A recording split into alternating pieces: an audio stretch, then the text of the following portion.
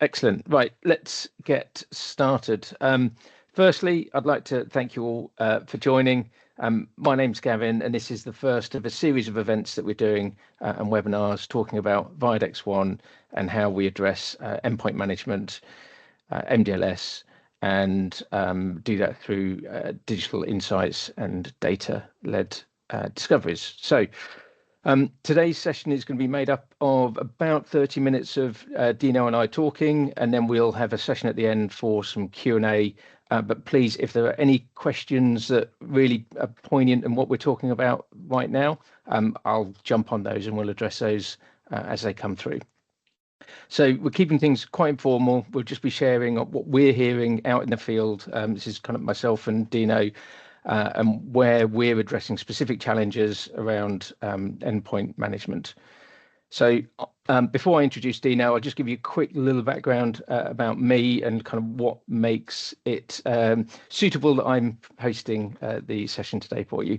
So I started my career in the mid-90s. It was Windows 3.11. We had Lotus Notes for email, and I was often under people's desks fixing token ring BNC connectors. So I've been involved around end user compute for many, many years. I've led teams, I've built teams, I've done large global transformation projects, built entire services around how to better make use of end user compute. I've lived in the Middle East for 5 years as well, where I kind of felt the challenge of people arriving in an office with a different manufacturer. They forget their power supply in the hotel room and then ask for one that we had on site. Now, we would buy something else, so we didn't have that capability to be able to support those staff. So that's the sort of thing that then when I arrived back in the UK, I was like, right, this needs to change. So what we wanted to do is do consolidated vendor support with my previous organization, and which we kind of led a great transformation process on how that would ultimately bring benefits, reduce cost to the business. And I've also implemented 4 different DEX tools and really understood where it's gone wrong, where it's gone right, and then made ultimately a platform off the back of that. So it hasn't always gone right, and we'll touch on some of that later. But for now, what we've done is I will introduce Dino, and we'll crack on from there. Dino, would you like to say hello? Thanks, Gavin. As Gavin said, obviously, whilst it's a webinar, we're going to try and keep it as real and informal as possible. I'm Dino Cooper, founder and CEO of Viadex. Viadex One was started effectively in response to some client needs just post-COVID. I'm sure many of you experienced a great deal of disruption in the end user compute space. But just rewinding a little bit, I'll keep it brief. I've been in the industry for longer than I'd care to remember. I was selling LC10 dot matrix printers in the late 80s. I've owned a mail order company that went through the dot-com boom, and when we built Viadex in the early noughties, we built it specifically for mid-market, globally distributed businesses, because obviously the challenges faced when you're across border, when you're in multiple locations, and specifically in our world, it was supporting data center infrastructure, and it still is the core of our business. You build up a lot of knowledge, a lot of skills around how you do that around the world. You effectively join the dots for your partners and your clients, giving them a single throat to choke in dealing with high performance, high uptime, highly complex environments. And if you'd have asked me 6 years ago, why don't you do end user compute, I'd have ran a mile. It was actually customers through the COVID period where there was even more, decentralization. People were working from home. People were scrabbling to get things done. And because we do such a great job in that DC space, our clients were turning us and saying, please, we need to sort these physical assets out, these laptops, tablets, whatever it was, in these territories around the world, dozens of countries. And it wasn't back then, to be honest with you, our natural habitat.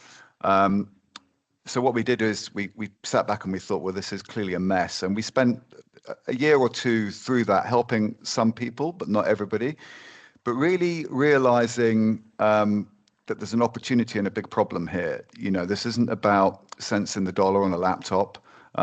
It's about all the problems and janitorial work, friction processes, everything that goes on in the physical deployment management through its life cycle and retirement of an asset, what that impact is on that business, and not just from a cost and resource perspective, but the impact on productivity. And it all seemed like part of the world, part of the IT stack that hadn't really been given that much attention holistically. You know, how is this done? You know, I had a mail order business. We thought we were killing shops in the 90s. As it turns out, you know, the internet killed mail order and shops. You know, fundamentally, what all our clients did back then, you know, pre us building what we've built and what we're going to talk about today, was incredibly fragmented. You know, there was no integration and convergence. There were multiple partners, multiple organizations doing different things. There were different levels, very different levels of maturity. You know, in that space specifically, when you start looking at analysts like Gartner, they do a digital transformation survey for enterprise clients, and they had about 700 odd respondents, and only 9 of them were at digital maturity level 4 or above on a scale of 1 to 5. So when you get into the mid-market, there's so many people wanting to do so much, but they're just burdened by how they currently do things and the way that the channel and their other support partners kind of like have designed organically or through step changes what currently goes on. So we saw that as an opportunity to do something different. And the last 2 or 3 years have been very much about that for us as an organization. And, you know, Gavin joining us from one of the world's biggest architectural engineering construction businesses, I saw him in a case study. I saw he'd done this before, and certainly from a client perspective, he brings that side of things with lots and lots of experience. So that's the intro. Thank you, Dino, and thanks for your kind words. But you're right. I've been doing this for a while now, and it's not easy. And we'll dig into some of those challenges shortly. So, kicking things off, what do you hear from other IT leaders, talent, and finance peeps that you speak to in your engagements?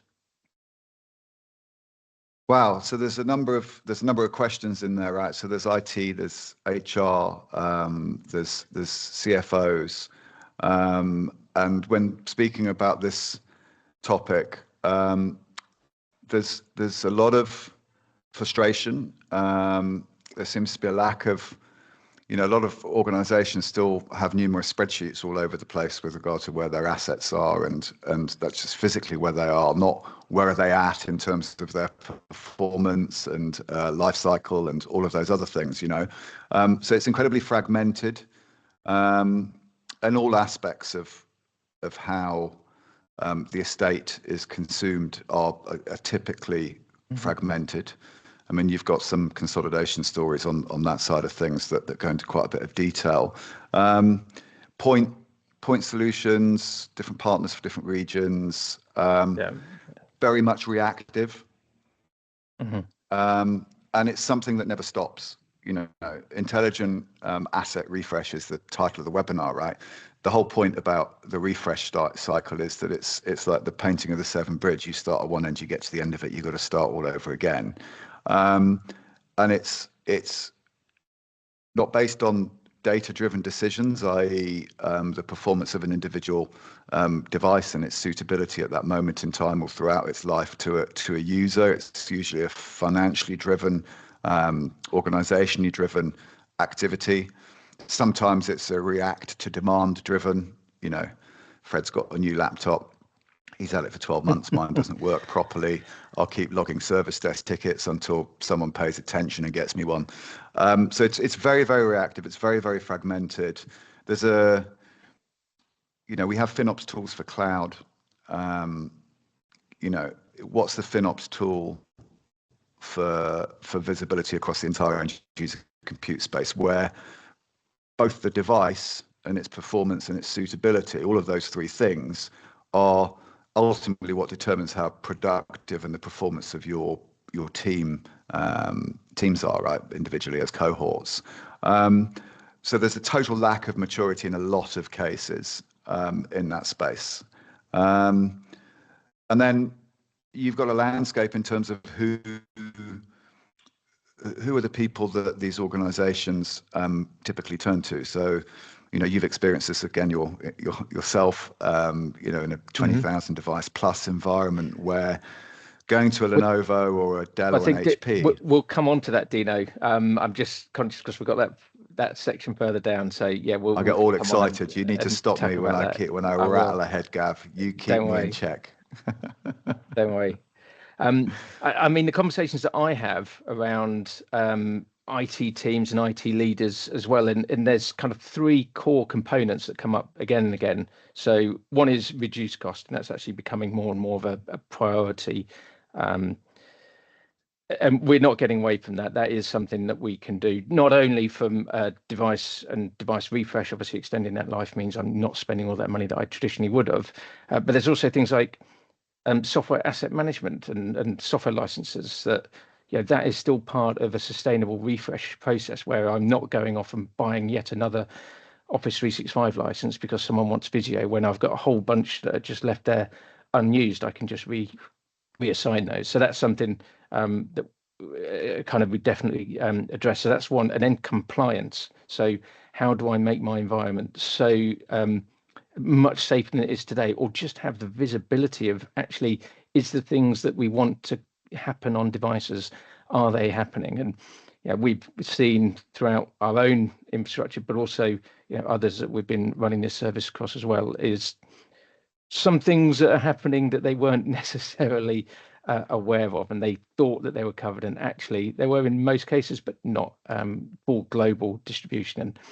And that's something that is a really core focus, especially these days. Vendor management, employee engagement, probably 1 in 3 really talk about that sort of thing, and they don't use those terms necessarily. But ultimately it is, I don't want to be doing endpoint management. It's very resource intensive. How do I make it easier, and how do I make my staff happier? And the answer is you have a mature DEX and vendor management strategy, but how do you get to that point? And that's what we'll dive in a little bit more later. So Dina, tell us more about Videx One and how it addresses the challenges of DEX. And this is ultimately where we'll start to introduce what DEX is. Yeah, so we'll use 2 terms that I think there's a definition coming up on the screen, DEX and MDLS. They're both coined by Gartner, I think. Well, I definitely know it's Gartner, and Forrester have their wave, and I think they follow DEX as well. So when we talk about infrastructure and asset management and deployment, the real plumbing and engineering of the business, how do those things get into people's hands? If we just look to solve that, we would be perpetuating the same errors purely because we would be acting using only the available data and the available tool sets that IT teams currently use. So what was really important, what is really important, is to actually make data-driven decisions, especially in this day and age. And a key distinction here is, and I think this is digital employee experience. Certainly Nexthink, the platform that we've built our offering on, are the market leaders in this space. But they install an agent on the device, and that agent has 900 collectors. Now that gives you absolute observability and telemetry into that device. Philosophically, if you think about what we do in IT, we have a number of different screens. They're all green. One's looking at the network, security, various applications, whatever it happens to be. And because of this, we're happy. And yet we've got tickets coming into the service desk, right? So there's clearly some mismatch here. And that mismatch occurs purely because we're looking at slices, and rather than looking at it from the user's point of view, each user device, their location, their application stack, their connectivity at any given point in time, stuff they may have installed that they shouldn't have, stuff that they should have installed that they haven't. There's a whole bunch of variables, right? And unless you can actually look at it look at the user's experience from the user's perspective in real time, right? Then effectively by fixing how you buy a laptop, how you deploy a laptop, how you support a laptop or tablet when it fails or is about to fail, or where there's a technical issue, a ticket that needs to be raised.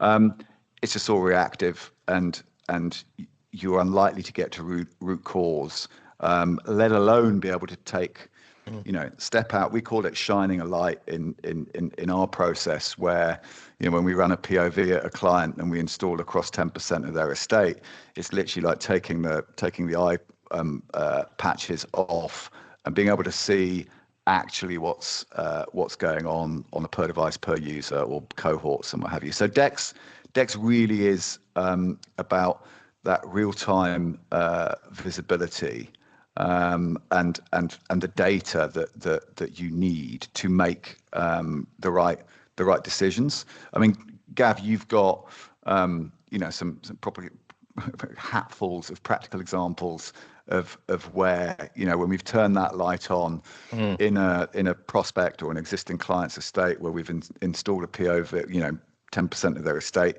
licenses on their devices. What have you seen that's been of impact, that's kind of like led to direct outcomes when it comes to making intelligent decisions? Yeah, I mean, so when you were describing it there, we've got these 900 data points of stuff that's happening the user's perspective. Now, if you kind of take it up a level, we've now got all those same data points across all devices across the entire organization.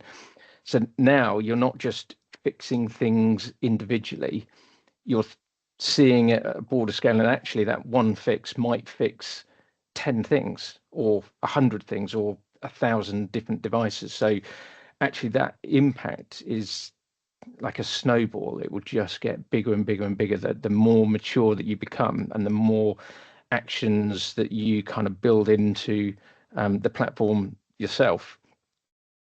That's kind of one element of it. The other stuff is like boiling down to what matters. So yes, you've got all these data points, but what do you want to do with them? Dina's already mentioned the kind of shining a light. Well, there's also the fact of, you don't want to boil the ocean, and we'll got a few of these as well. So with shone a light, there's all these things that are going on in your estate that you weren't aware of, that you really should be looking to address now. Where do we start? Can you turn the light back off again, please? I don't like what I'm seeing, and that's something that we're here to help. So as part of how we do Dex is that Dex tool, and you could go off and buy any number of Dex platforms. Yeah, there's an interesting point, and you did say I was allowed to interrupt you. So if any of the audience think that I'm being a rude CEO that's diving in on Gav, the point with, I've lost my trail of thought now after that little segue. I genuinely have. I've gone completely blank. Go back to what you were saying, and I'll come back with my point when I remember it again. What was I saying? Right, no, so I do remember. So yeah, you can go off and buy a Dex tool tomorrow, but as part of, say, our offering is that managed service, is speaking with you, getting what is important to you, and then just focusing on that to start with. We're doing this for many other organizations. We're building out actions, we're building out widgets, we're building things that are important to them, and what we then do is make that available to everyone that's taking our service. So really, the more customers, the more things you tell us you want, the more things we'll give you, and then we do that through our Dex Ops team. We've got a very, very passionate group of people behind running this, and they're as excited as I am on where we can go. Back to you. Yeah, I mean, you've reminded me. So next thing, you can deal with them directly, right? And their market is large enterprise and above, and that's organizations that can build out dedicated Dex Ops teams to obviously adopt it, get time to value, and then drive continuous ROI. Our partnership with NextThink is predicated on us looking at the mid-market and looking at organizations sometimes that are, in the 20,000 user plus bracket, who don't have the resources and haven't managed to get the ROI out of just buying another tool set. What we do also hear a lot of, Gavin, is obviously CIOs and CTOs saying, so what? This is another tool set. I've got a ton of tool sets. I only get 10 or 20% utility out of them because my teams are already really, really stretched. I don't want more data. I don't want more insights. You know, if I'm going to invest in something, I need to understand how quickly I'm going to get to ROI, how easy it is going to be to adopt, and what impact it's going to have on my organization that's really, really measurable. So our partnership with NextThink is about us having built out a DexOps practice that we deliver as a managed service, and through converging the digital employee experience that's built on that NextThink platform with our very mature global managed device lifecycle services, 190 countries we deploy and support in. We've got a next day break fix SLA in those countries that we meet 96% of the time. Some of it's just a geographic impossibility, parts of Canada, Alaska, what have you. But it's about giving our clients a solution, but not everything everywhere all at once. That shine a light piece, the Dex piece is so incredibly important to be our guide, to build out our map and our transformation journey. But we can hold your hand and do that for you or with you, depending on how much or how little of that you need. And we're not tied into legacy. So there are a lot of organizations, the vendors do this directly, Lenovo, HP Inc., and Dell, they do the PC as a service, they used to call it, or desktop as a service, which is the physical deployment of devices around the world, single pane of glass, unintelligent, driven by a vendor that wants you to buy more devices, never a single pane of glass. We've got one client that had 91 operating leases, one for each country that he had laptops in, because it wasn't a consumption model. It wasn't even as a service. It was just leasing some laptops, right? So when you look at how things are being taken care of, the global SIs, the Tatas of this world, they've got legacy people, legacy practices. They're being paid between $6 and $40 a ticket, depending what the ticket is. They don't want to eradicate tickets. With Dex, we can take bold claim. We can take tickets to zero, right? Ultimately, that's where you could end up. Now, if you're a business that runs tens of thousands of people on service desks triaging tickets, you're not going to go wholeheartedly in the eradication of ticket business, right? So there's a whole bunch of things that start with Dex. Again, you probably see, Gav, the day-to-day impact to IT operations, consolidating of tool sets, because we see a lot of people who perhaps say to us, well, I've got this that does this, and I've got this that does this, and so on and so forth. So perhaps you could expand a little bit on those sorts of impacts. Yeah, sure. What I just want to highlight first, though, is anyone participating today, did you go to the Gartner Digital Workplace Summit in London this year? Because unfortunately I didn't go this year, but I did go last year, and Dex was really high on that on the agenda there. Obviously, it was a Digital Workplace Summit, so it should be. But the messages that we're saying is that CIOs must be taking this very seriously, and I think it was something like 70% of organizations should have a Dex platform by 2026. The messages change a little bit or mature now, and it's CIOs must have a Dex strategy going forward. So it's not me saying you, that's Gartner, but that is now a serious consideration that should be on anyone's strategy list. So say consolidation of tooling, Dino, and that kind of question. So it is around the kind of clarity of noise. So instead of going between multiple different platforms, and we do hear this all the time, and there's also elements of things like Intune saying, "Oh, we have Intune. Well, why do we need Dex?" And it's really the kind of the cadence of data that you get, and then the capabilities, because Dex isn't just here's stuff that's going on and the device is telling you. TrueDex is actually taking that data, and then what does the user what is the user telling you? And it's when you combine the sentiment with the hard metrics, that is ultimately what DEX is. And what you're then doing is validating. The machine is saying it's slow. The user's been saying it's slow for some time. We've now got that validation. We'll go and make a change. And actually, it's not just on this one. It's on this particular subset of applications or in this region, because that region had their own specific budget. And again, I've seen this firsthand where they've then underspec swaths of the estate because they just thought it was cheaper to do it. And ultimately, when they've got those same people using the same tools in a different region and getting vastly different experiences, that ultimately, can lead to proper meaningful conversations that change investments and change strategy around what you're doing. We are ever so slightly behind schedule, so I think what we'll do is let's move on a little bit, unless there's something specific, Dino, and then what we can do is talk about kind of predictive refresh and subscription models. So,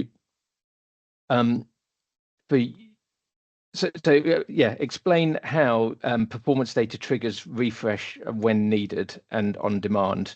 Now, you speak quite eloquently about the change of subscription models for cloud compute, and how does that align with where you think that businesses should go with endpoint operations as well?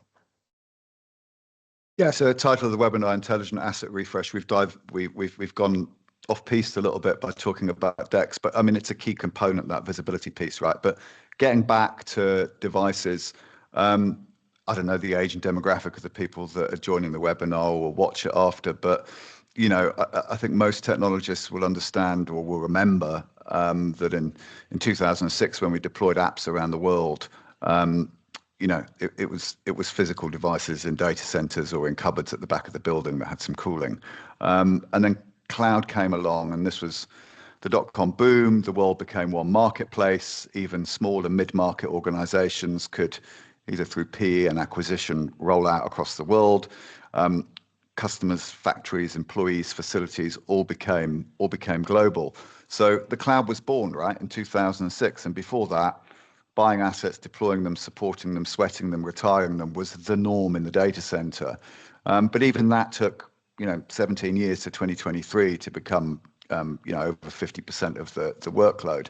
So when we look at end user compute, when we look at intelligently refreshing devices, when we look at what every business has to do on a continuous basis, that's what we're addressing here. And what DEX does, it gives us all the data that we need. And then what we can see is you can see the performance. Obviously, the basic performance parameters of a device are available. All the vendors have their own variations of software that will tell you about battery health. They will tell you about CPU and memory utilization, disk space, and what have you. But that's, again, one point piece of information that maybe lives in one or two different tools and silos. It's not unified. We can tell from a user's actual experience on that device, and we can see what's degrading that experience. It could be that their hard disk gets full. It could be that it is underspec'd. It could be that they're due for a refresh, but a memory upgrade would delay that refresh. It could be that in a time-bound sense, the device is 4 years old, it needs refreshing, but there's nothing wrong with the performance of that device.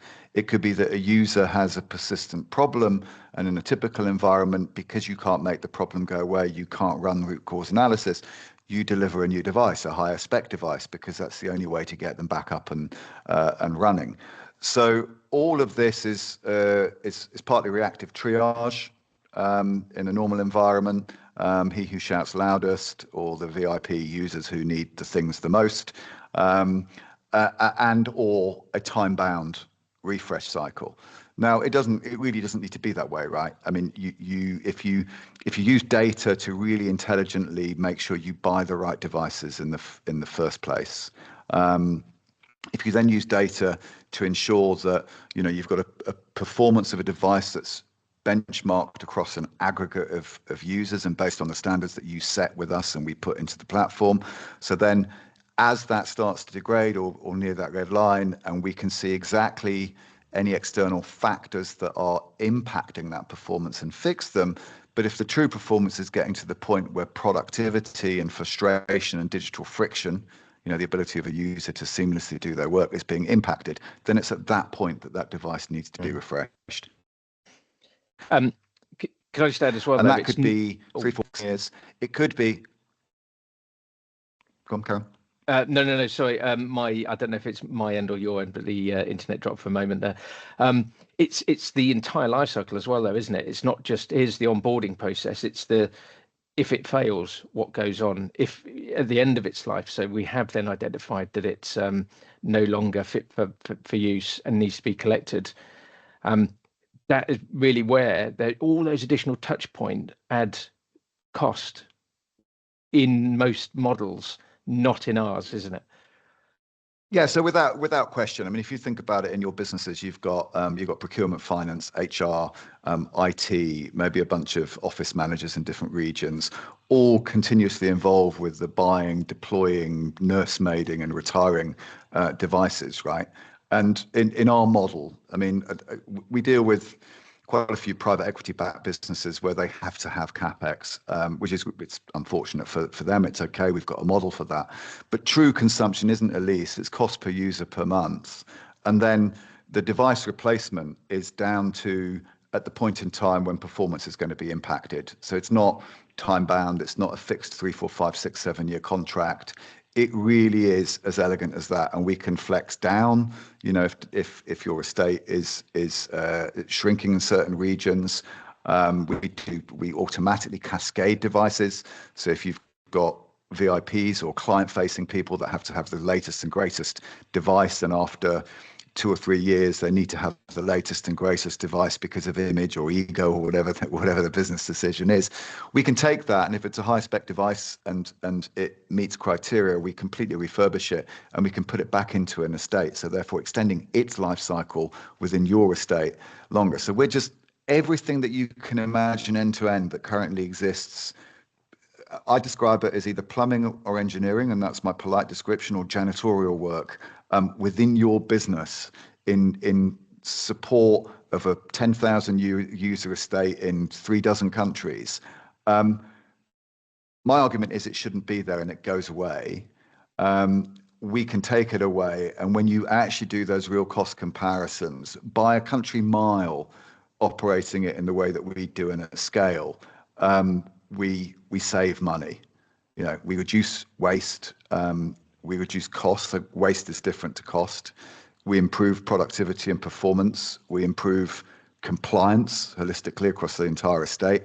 And we also, which I know we're close, we're getting close to the end, and it's worth mentioning, certainly in Europe and the UK, the ESG reporting, which is being mandated, and it's not just reporting, in countries like France, you now have to have a certain amount, if you're a public company, a listed company, or a state backed, civil service, a certain percentage of your devices have to come from a recycled or refreshed pool, right?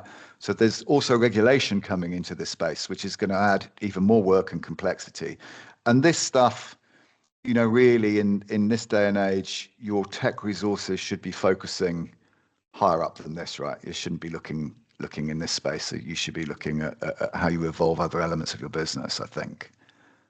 I mean, you've touched on it a little bit there already around sustainability and waste. I mean, the beauty of subscription is that sustainability is built in from the get-go. There is that kind of flex up and down, and if you do need to retire devices, we'll collect them. We'll do the data destruction in a secure way. You'll get all your data destruction certificates at the back of it as well. So there is that peace of mind from cradle to grave. Ultimately, that involvement in Intune. You're no longer having people go off and buying something locally off a credit card at a local store, and then really struggle to get it on board. So the whole piece really does come together.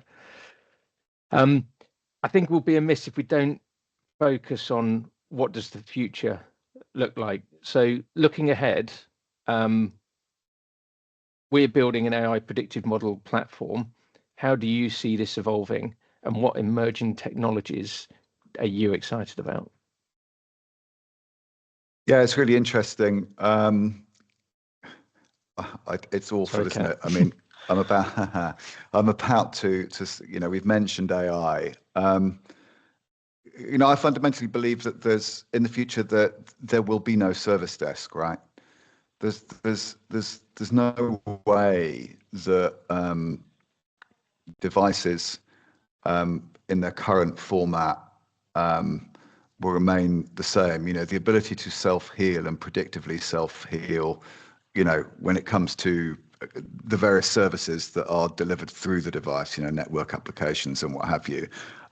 There's no question that in a relatively short space of time, automated endpoint management and healing and what have you, that's almost a given in terms of where that goes. I think the physical devices here for a while. I think ascertaining, who has AI empowered devices and what have you. It's not really vision. It's going to happen. It's kind of what's going to. But then you do have. I don't think anybody in the 80s or 90s, when Nokia and BlackBerry and what have you were ruling the roost, and the iPhone was invented, that they could see how we would communicate moving forward. And I think it's Johnny Ives and Sam Altman have teamed up, and they're looking to design what the new work interface looks like. Because obviously with large language models and potentially AGI and what have you in the not too distant future, I'm never going to have a chip in me. I say that, never say never, right? But perhaps something super functional that actually reduces, if not entirely removing, the need for a physical device. And then, of course, an evergreen, totally recyclable. I know Apple do some of this, but an evergreen device that is super modular, so that we're not constantly rebuilding and throwing things away, and having to do a refresh in its entirety. I mean, it seems like an awful waste. So yeah, I think those things are all possible, right?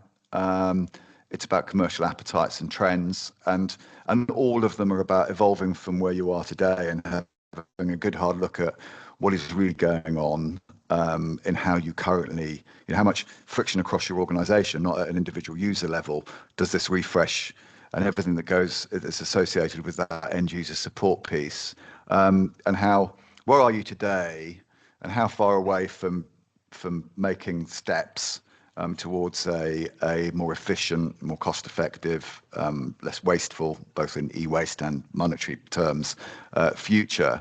What are you doing? What plans have you got? Where does that go?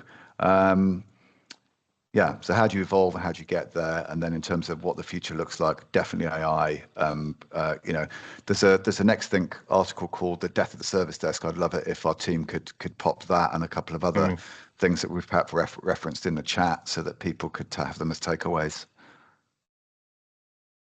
Cool. All right. Hey, look, we've got 5 minutes left.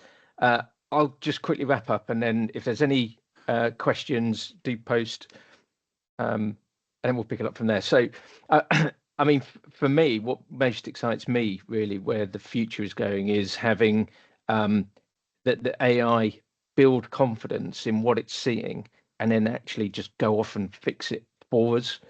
We're starting to see some of that talked about now. It's not quite there yet. There's still the kind of human handholding that goes along with it, and I think that's almost a necessity, at least for now. Obviously, you don't want AI going off, and I've heard stories where it's gone off and deleted a whole bunch of databases, production databases and stuff. So there's some guardrails that we need to put into place there. But I'd just love to see where data in its traditional sense doesn't have a kind of correlation between what you traditionally think. And that's where you start to really get to the nuts and bolts of what's going on in your environment, what are people doing and why they're doing it. I was at a conference last year and they were talking about the kind of democratization of data. And I love that, and bringing it not only to IT, but bringing it everywhere, to finance, talent. There's a whole bunch of metrics. I can't remember any off the top of my head now, but where people that are frustrated will just leave. So you spend all that time training, building them, getting them to know your Or worse systems. still, they'll stay and be suboptimal, right? Yeah, exactly. So yeah, that's where I think for me it's going to be super excited is that aggregation of data and the data consolidation that doesn't always or hasn't traditionally kind of paired together. And I think once you do that, you are definitely kind of on the road to fully understanding what people and how people are using their devices. So I think let's just wrap up there. One takeaway for me is that if we were to start to look at if you wanted to take on a smarter approach today, bring in digital employee experience, bringing managed device lifecycle services, as someone that's done it a few times before, you need to understand what you are starting with, i.e., that baseline. So the first step is ultimately understanding what you have and how your devices are performing today. You may have some tools to do that. That's fine. Just get the data and understand the data.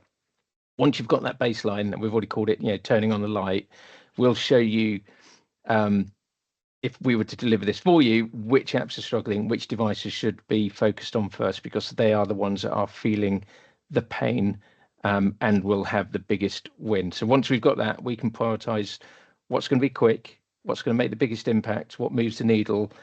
Maybe it's patching, maybe it is memory upgrades. We don't know what we don't know until we do, and then we can make an informed decision. I can see you want to say something, Dino. Yeah, we've captured both ends of the spectrum, right? We've captured Johnny Ives and Sam Altman, and we've captured the entry point. There is some middle ground, right? I talked about digital friction, which is effectively, zero blue screens, super fast boots, all the physical things. But, Nextlink have a module that they've literally released in Q2 called Adopt, which goes way beyond this, right? It's about adoption and engagement with applications. So it's application specific, and effectively it's an AI that looks at each individual who's had a new app installed. Salesforce call it.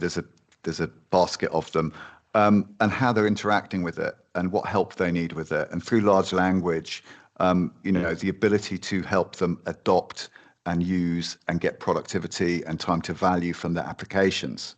Right. So when we talk about the janitorial stuff, which is kind of where a lot of our clients currently live, by starting to build a way out of that into the future, you can quite rapidly, within 6 to 12 months, establish a spot where you can now actually start looking at environments where you've rolled out real business critical and productivity critical applications, but you've got users that are struggling to adopt and engage with them in the most efficient way. And part of advanced digital maturity in this space is getting to that point. So it's not just where you are today, where we're all in caveman mode, or a future some way off in the distance. There is very much an evolutionary path to get there. Perfect. All right, so we've got a minute and a half left. I can see Nintendo's kind of put a post in the Q&A. Is there any questions?